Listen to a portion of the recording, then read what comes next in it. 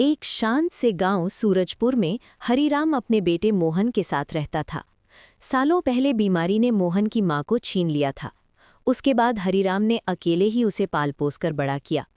हरीराम चाहता था कि उसका बेटा उसका सहारा बने, लेकिन मोहन बहुत आलसी था। उसे बस सोना और आराम करना पसंद था।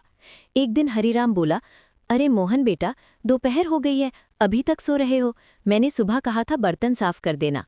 मोहन बोला, अरे बाबा, अभी तो सुबह ही लग रही है, आप चिंता मत करो, कर दूंगा। हरीराम ने दुखी होकर कहा, अब इस शरीर में ताकत नहीं बची, मैंने जमींदार का काम भी छोड़ दिया है, अब घर तुम्हें संभालना होगा। मोहन गुस्से में घर से निकल गया और जंगल के एक पेड़ के नीचे जाकर सो गया। तभी वहां एक संत बाबा आए और बोले, उठो बेटा, इतने जवान होकर भी आलस करते हो, जीवन का कोई लक्ष्य नहीं। मोहन ने बात अनसुनी कर दी। कुछ ही दिनों में हरीराम की तबीयत बहुत खराब हो गई। घर में न पैसा था न अनाज। डॉक्टर ने कहा, अगर जल्दी ऑपरेशन नहीं हुआ तो जान बचाना मुश्किल है, 50,000 रुपए लगेंगे। मोहन टूट गया। उसने सबसे मदद मांगी, लेकिन किसी ने मदद नहीं की। रोते हुए वो फिर उसी पेड़ के पास गया। तभी वही बाबा आए और बोले, अब समझ आए अपनी गलती?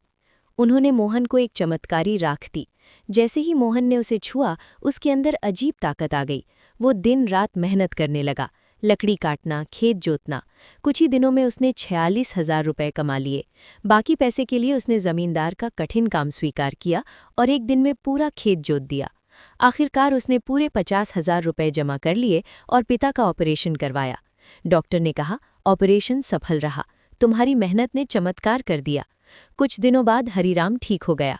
हरीराम ने कहा, बेटा, मुझे माफ कर दे, मैंने तुझे बहुत डांटा। मोहन मुस्कुराया, नहीं पिताजी, आपकी डांट ने ही मुझे बदल दिया। मॉरल यानी सीख, मेहनत और समय पर लिया गया सही फैसला इंसान की जिंदगी बदल सकता है।